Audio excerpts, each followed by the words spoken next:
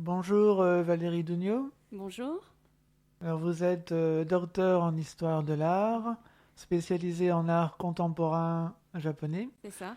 Vous enseignez l'histoire de l'art japonais et vous menez différentes actions pour la promotion de la culture japonaise en France et aussi pour les échanges artistiques entre la France et le Japon. Oui, tout à fait. Alors on vous reçoit aujourd'hui pour une double actualité, un livre photo sorti en juillet dernier qui s'intitule Hiro couleur du Japon, Mhm, une auto-édition, tout à fait. et puis pour Révélation, un livre collectif sur la photographie contemporaine japonaise, Oui, paru aux éditions Le Lézard Noir tout récemment, et auquel vous avez contribué. oui, comme co-auteur. Comment est née votre passion pour la culture japonaise? On me pose souvent la question, c'est difficile, je ne sais plus exactement. C'est venu au lycée, ça c'est sûr, avec des lectures, des films, de la musique. C'est venu progressivement et quand j'ai étudié l'histoire de l'art, je me suis intéressée à l'art japonais.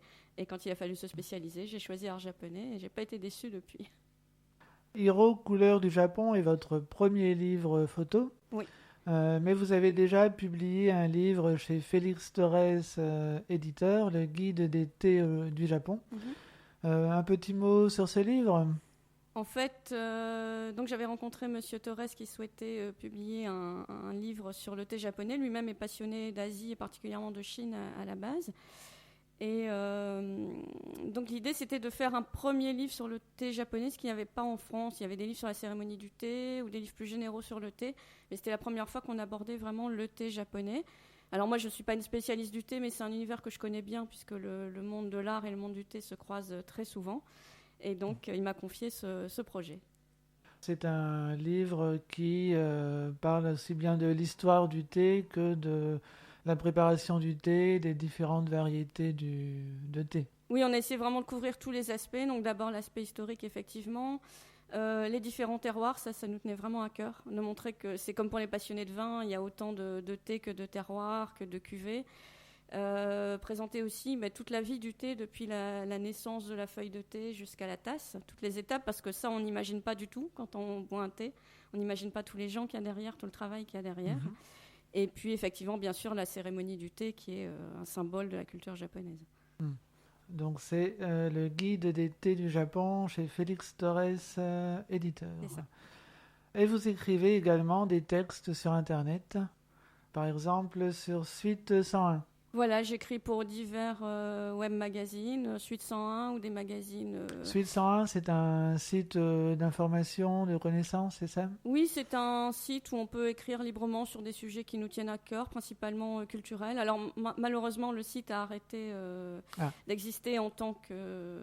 Il existe toujours, mais on ne peut plus publier de nouveaux articles. Donc vous pouvez toujours consulter les anciens articles. Moi, malheureusement, on ne peut plus y d'accord. écrire. Et sinon, je travaille pour divers magazines étrangers, un magazine culturel japonais ou des magazines de voyage ou de culture américains. Qu'on peut retrouver sur Internet. Oui, tout à fait. Si Mm. on va sur mon site, en fait, il y a tous les liens, donc on peut après retrouver tous les articles. Voilà, et donc votre site c'est... valeriedugno.com, tout simplement. Ok, on rappellera tout à l'heure. Hiro couleur du Japon est votre premier livre photo, je le disais. Cet ouvrage est une flânerie, comme vous l'indiquez dans la quatrième de Ouais, couverture. c'est exactement ça. Un voyage dans le Japon actuel sous l'angle de la couleur. Il est divisé en 7 chapitres, Mhm. correspondant chacun à une couleur différente. Et celle-ci a sa propre signification et nous introduit dans un univers à part. En fait, l'idée m'est venue en triant mes photos. Je me suis rendu compte que ça fonctionnait par couleur. Et puis, on n'a pas du tout la même gamme colorée en Europe qu'au Japon. Chaque couleur a un sens différent suivant le pays. Alors Mhm. moi, en tant qu'historienne de l'art, évidemment, je suis très sensible à ça. Je suis forcément attirée par les couleurs, par l'esthétique. La gamme des couleurs japonaises est très belle, je trouve, très différente de la nôtre. Donc forcément, Mm. ça nous interpelle. Par exemple, si on prend le violet, qui a une importance culturelle Mm. très forte au On va Japon, en reparler. Ouais.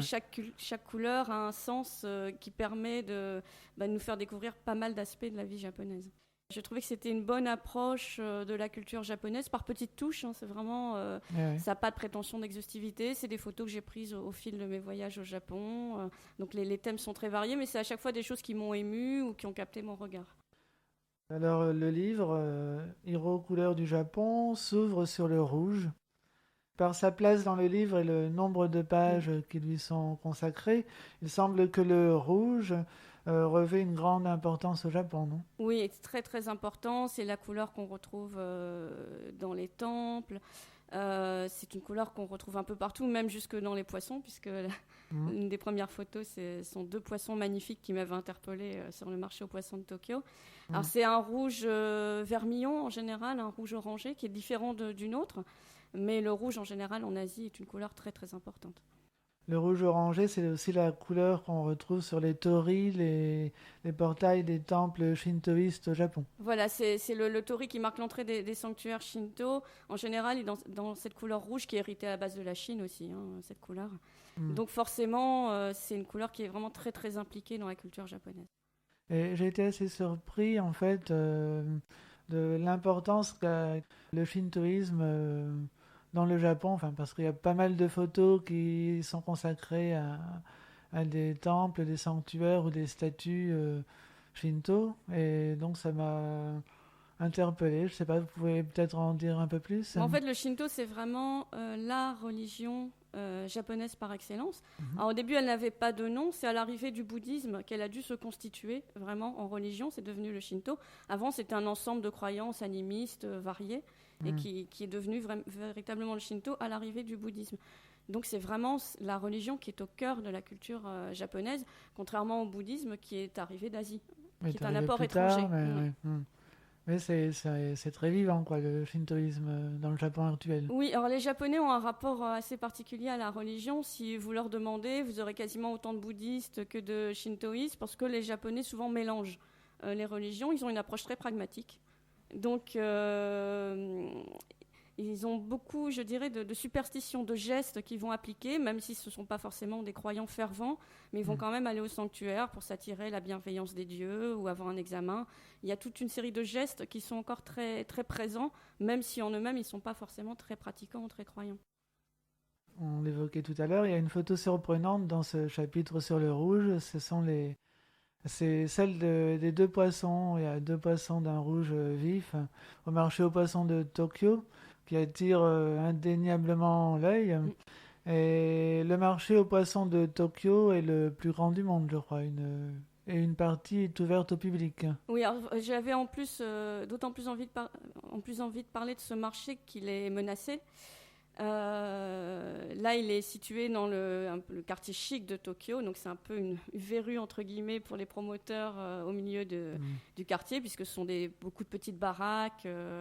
Alors une partie est ouverte au public, la partie la plus commerciale où sont les transactions n'est pas forcément ouverte au public, sauf pour quelques visites le matin très rapides pour voir la criée. Mhm. Mais sinon, il y a tout un ensemble de petites baraques, de petites boutiques, de restaurants où on peut aller librement. Mais tout ça donc est menacé. Le marché doit être déplacé dans la baie de Tokyo. Alors ce sera forcément plus pratique, je pense, pour les gens qui travaillent dedans et probablement plus hygiénique aussi. Par contre, ce sera beaucoup moins pratique pour les restaurateurs puisque le déplacement sera beaucoup plus grand. Ouais. Que là, on a encore beaucoup de petits restaurateurs de Tokyo qui vont tous les jours chercher leurs poissons. Comme ça, ils sont sûrs d'avoir du poisson frais. Ouais, il y a C'est la vraiment proximité. une vraie proximité. Et en plus, le nouveau site est pollué, donc il y a des travaux de décontamination, mais qui traînent. Donc c'est quand même assez aberrant de voir ce marché qui est un élément que tout le monde aime beaucoup à Tokyo, être menacé, déplacé sur un lieu pas forcément très sûr. Mm. Alors les érables aux feuilles rouges en automne et les sakuras, c'est-à-dire les cerisiers Mhm. japonais, parés de rose au printemps, sont source d'émerveillement au Japon et s'accompagnent de fêtes. Oui, c'est une tradition pour les Japonais de célébrer les floraisons. Alors, c'est d'autant plus important pour les sakuras, les cerisiers, que ça marque aussi le début de l'année administrative au Japon. Donc, c'est la rentrée des classes. Oui, la rentrée des classes se fait en en avril, avril, c'est oui. ça. Et ceux qui commencent un nouveau travail aussi démarrent en avril. Donc, en général, la mission des nouveaux employés dans les entreprises, c'est d'aller garder une place sous les cerisiers pour la fête de l'entreprise. Ça fait partie un peu de leur bizutage, entre guillemets, D'accord. d'être envoyés là-bas. Et donc c'est vraiment très important, puis c'est très lié à la culture japonaise de l'impermanence, de la beauté éphémère, puisque les cerisiers fleurissent juste quelques jours. C'est absolument magnifique, mais c'est très, très fugace. Ouais. Et donc là, c'est vraiment prétexte à des fêtes, à des pique-niques. Les célébrations d'automne, c'est plus paisible, c'est plus aller voir la beauté des feuilles rouges, prendre un thé sous les érables, mais c'est quelque chose de plus tranquille, je dirais, que les fêtes sous les cerisiers. Ouais, vous dites qu'il y a plus de monde dans les temples, par exemple. Voilà, des gens qui vont jamais aller au temple vont aller à l'époque des érables pour admirer les arbres, puisque les temples japonais ont des jardins magnifiques en général. Alors, vos photos donnent à voir la nature, mais aussi les villes, et notamment Tokyo qui prend des formes et des couleurs très diverses. Je dirais que la couleur de base de Tokyo, c'est un peu le gris des bâtiments, puis il y a beaucoup de choses en demi-teinte au Japon de toute façon. Mais justement, là-dessus, les touches de couleur ressortent d'autant plus fort. Et puis, Tokyo, c'est un joyeux capharnaüm. Il y a une liberté totale en matière d'architecture, donc c'est un mélange de formes qui cohabitent de manière tout à fait étonnante. Et puis, moi, c'est une ville que j'adore, et quand on la connaît, on se rend compte que c'est plutôt une collection de villages, je dirais. Il y a vraiment une vie de quartier, et c'est pas du tout l'image qu'on a d'une ville inhumaine avec des grands buildings. Il y a des quartiers évidemment ultra modernes, mais la plupart des rues de Tokyo sont des toutes petites rues où une voiture passe à peine. Il suffit qu'on sorte d'une grande artère, qu'on tourne un carrefour, on se retrouve dans un petit quartier de petites maisons avec des restaurants, une vie de quartier très, très animée, des petites boutiques, donc c'est vraiment très agréable. Vous évoquez dans votre ouvrage les différences de signification, d'utilisation et de connotation des couleurs entre le Japon et l'Occident. Ainsi, par exemple, le violet, on en parlait un peu tout à l'heure, associé à la spiritualité et l'aristocratie, n'a pas de connotation négative au Japon.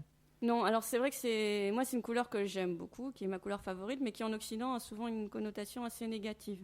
Elle peut être liée à la mort, Ouais. alors qu'en fait c'est la couleur spirituelle de base, surtout le violet. Et au Japon, c'est avant tout la couleur aristocratique, la couleur impériale. Donc c'est une couleur précieuse qui est associée vraiment à la famille impériale, à des choses de valeur, des choses très précieuses et très aristocratiques. Donc c'est pas du tout la même approche que celle qu'on peut avoir en Occident. De même, dites-vous, l'or, symbole comme en Occident de la richesse et du pouvoir, n'est pas clinquant au Japon.